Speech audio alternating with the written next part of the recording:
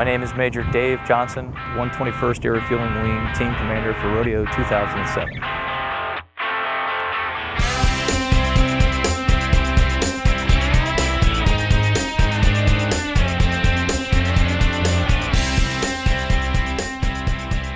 The competition began in 1962 and it's had various different names throughout the years, but it's pretty much morphed into the rodeo competition it is now. And that's a worldwide competition of all heavy airlift and tanker aircraft throughout the Air Force and other air forces from around the world.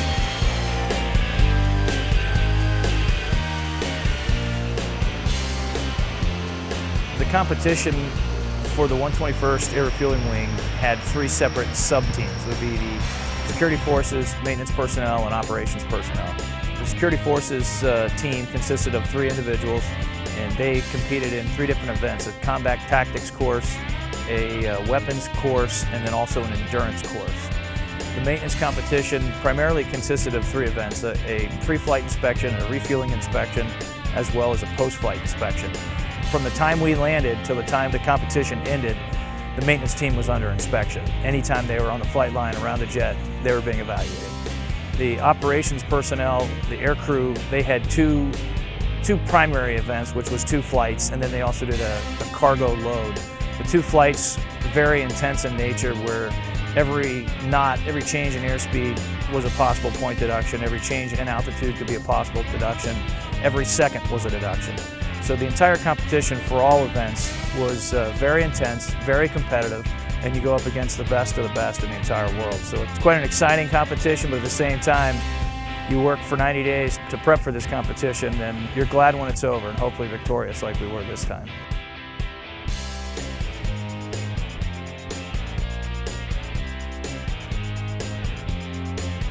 You know, it does take special meaning when you're the only guard tanker unit out there. We take pride in that, but we also kind of enjoy the chivalry side of that. As the only guard unit, we like to poke fun at our active duty brethren, and sometimes they take it well, sometimes they don't, but it's all in good fun, and we had a great time. For the air crew portion of the competition, their day was typically about an 8 or 9 hour day. They would show up 3 hours prior to the takeoff time. They'd meet their umpire for that flight, and they would do some mission planning, flight planning, and then kind of go over a little bit of the competition. The competition itself begins, they take off, they have to meet their takeoff time plus or minus a minute. Once they're airborne, the competition involved a orbit exercise, an air refueling exercise, and then also an instrument approach portion of the competition. The orbit exercise, the tanker and the crew, they have to hit a predetermined point in space at a specific time to the second. At that time, the evaluator or the umpire would take a geographical mark of where they were in space, and they would measure that on a circular error. So during the competition, they, I believe, got it down to 175 feet off, which was the lowest possible point deduction of 4 points.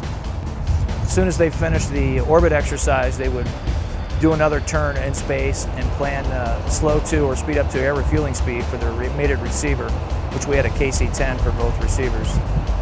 And they had to meet this KC-10 again at that same geographical point in space at exactly the predetermined time, and then connect with them. It's pretty difficult. And these guys, they train very hard every day, and at times, you know, it's difficult too when you're up against just normal scheduling problems that you would have on a day-to-day basis with maintenance cancellations or receiver cancellations, weather problems. So in order to get to that proficient level, they have to maximize their time training, and they did a great job at it. The cargo load was another part of the aircrew competition, and which they had 3 hours to load an airplane, and it was 5 different pallets that they had to load, and they had different varieties of materials on board, hazardous materials, you name it, different types of restraint. And the cargo load is different than any other competition at Rodeo in that they have a set number of discrepancies built into the cargo load. So there are things wrong with it to begin with. They have that in their mind, trying to find, all right, is this right or is this wrong? Is this on purpose? Again, our team did very well. They were very well prepared and did quite well.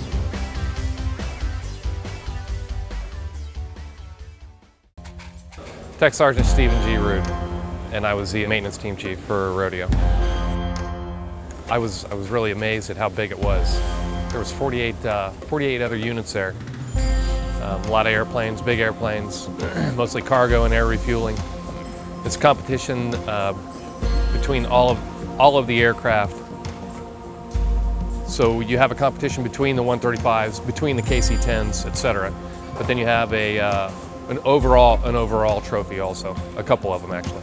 About 3 months out, we selected an aircraft. Then we selected a team very shortly after that. So we've got the team, we've got the aircraft. Everybody has to get in the books about what has to be right. Are these the right screws in this panel? Are these the right lights? Is this box supposed to be strapped down to the floor right here in this exact spot? So we get the aircraft ready and we get ourselves ready.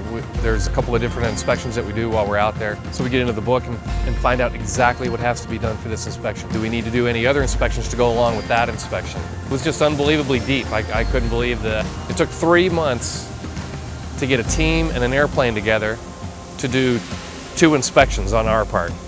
And then of course, you know, we had to get the airplane ready for the air crew. When we first came out of the gates, it was a pig. It didn't want to fly. We had a couple missions that were canceled. Things just wouldn't work right, broken. Finally got it up to the point where the pilot's like, it's beautiful, don't touch a thing. We had 2 events. One was a pre-flight inspection. They told us when they were going to be there for the pre-flight inspection. So we do a pre-flight inspection on the airplane. They came out at noon. They have 1 hour to work on that, to look at that airplane. And 9 of them are out there tearing this airplane apart. They get done, they come back and tell us what they found. And then we can argue if we like. And then the other inspection was the HSC inspection. It's called a couple of different things, but that's the one that we took home the trophy for. The same as out here, really. We get an airplane ready, do a pre-flight on it, get it ready to fly. Air crew comes out, we do a walk around with them, pull all the down locks out, all the safety locks and everything, and we send them up to fly. We're done with it. You know, I didn't expect to have to work that hard, but you know what? It was a good experience. We all learned something from it. I think our skills are all better. We're a little more anal about what we do on the aircraft and what our, you know, how we do a particular job. Oh, absolutely.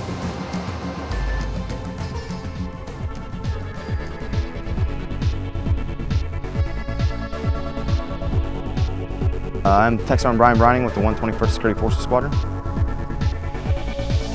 In 2005, when the wing competed in Rodeo, Staff Sergeant Troy Taylor was a member of that team. And when Major Johnson was given the word that AMC was going to hold another rodeo competition, he informed Sergeant Taylor, and Sergeant Taylor in turn picked 2 members from our squadron. It was an honor knowing how well Sergeant Taylor and Sergeant Burr did in 2005. We expected to see the best of the best, and that's what we saw. There were 34 support security forces teams there to compete for their respective wings. Every single wing fielded the best 3 cops that they could. The first and most important training was probably my physical training. Sergeant Taylor volunteered a lot of his time to come out and shaping up my rough edges. And then after that, we spent a solid week right before we deployed to become more familiar with our M9 and M4 and do some challenging stuff that Sergeant Taylor and Sergeant Burr saw in 2005. The events in the order we competed in them were combat tactics, combat weapons, and combat endurance. The combat endurance course was just that. It was a test of how fast we could run a 1.5-mile course with the 4 skill events, or skill stations. The combat weapons event tested our ability to effectively engage enemy targets under severe stress, whether it be running your gas mask or running or low crawling or whatever the case was. In combat weapons, we actually worked with live ammunition. The wing gave us a lot of support. Unfortunately, the first event, the rest of the rodeo team couldn't come out and watch us because they were busy doing their stuff. But when we were competing in our last 2 events, they had the free time, and it was really a motivator to see all those red hats out there. It was really awesome. Combat tactics event was an event that tests our ability to deploy, our ability to receive a mission, execute the mission, and return home with everybody safe. For the combat tactics event, we were given our warning order 24 hours prior. And our mission was to insert into Western Africa via C-17 and escort a 2-person medical team into a village to deliver vaccinations. There were 2 rival tribes that were vying for power in the region. They were the ones that would pose the most threat to us. Our rules of engagement didn't allow us to bring any action to these tribes. We were only to react and try to de-escalate the situation if at all possible. one of the rival tribes had that route blocked off. So they wanted to know what we were doing there, why American military was concerned with this village, and the message that we got in our warning order said that these vaccinations were like gold. These two rival tribes held the vaccinations, they could hold power over the other villagers.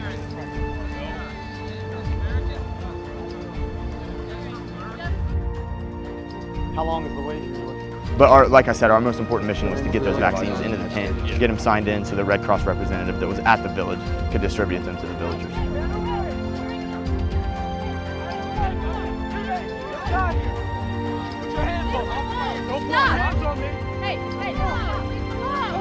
And hindsight's 20/20 on this because we didn't realize it at the time. We got caught in a crossfire. The local tribes that stopped us at that checkpoint actually got into a gun battle and a mortar firefight with the tribe on the other side of the village. I understand. Small arms fire, Troy. Small arms fire. You need him. You gotta help him. You gotta help. Take cover. Take cover. Take cover. Take cover. Take cover. Hey, I got smoke. Hey, Dave, you got one that went in? Oh my God. You guys all right? Is anyone hurt? You hurt? They're coming!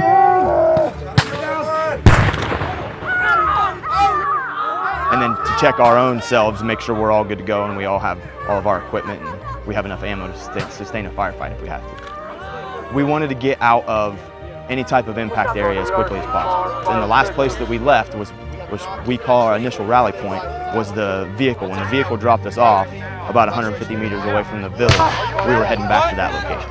As soon as we make the turn and look down at the vehicle, we see the driver laying on the ground and the vehicle is disabled. The mortar attack took out the driver and our vehicle.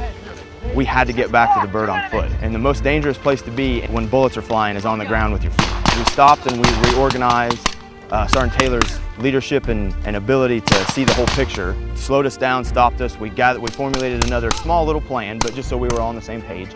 And then we skirted along the wood line to where the checkpoint was, and then we were going to go back down towards the bird from there. Hey, the bird's leaving in 10 mics. Let's go. There's a mindset that you get into, especially when you train for stuff like this, and this is you know this is your job on the outside. This is in an exercise, an environment like this is as close as we can get to the real thing. It's as real as you can get without shooting live ammo. Sergeant Taylor said it best when he said, "Rodeo takes all of our skill sets and puts them into the chaos theory, and then spits them back out and lays them in front of you." That was pretty accurate. There were so many people that helped us out, sheet metal shop and POL, and there was just, we couldn't have done our job without everybody on this base. CBPO, Mill Pay, you name it. Everybody had a little part in what we did. It wasn't just us, it was everybody. You know, that may sound like a canned statement, but it's not. We couldn't have done it without everybody. I can't describe how proud and how happy I am of the entire team. Ops, maintenance, and security forces. They all came together. They worked very, very hard. They competed very, very hard, and we played very hard. We had a great time. The 121st won 3 different trophies. The first trophy we won was from the maintenance side of the house, and that was the post-flight, best KC-135 post-flight inspection team. That was one portion of their competition, and they had the highest score of all KC-135s. The next trophy we won was on the aircrew side of the house. That was the best KC-135 air refueling team. The third trophy that we won was the best KC-135 aircrew. That encompassed the 2 flights as well as the cargo load. The one thing I would like to say, and if I haven't said it already or shown it, I'm very happy for everybody. I'm the team chief. I kind of sat back and let them do their own thing. Kind of helped them with the experience I had from 2005. But every individual on the team, and it was a team effort, performed spectacularly. You deserved it, you worked hard, and to come away, I know you're proud of what you did, but just know that everybody on this base is just as proud as you are. Very happy for you. It was kind of, we said many times that no one expected the Guard to win a trophy.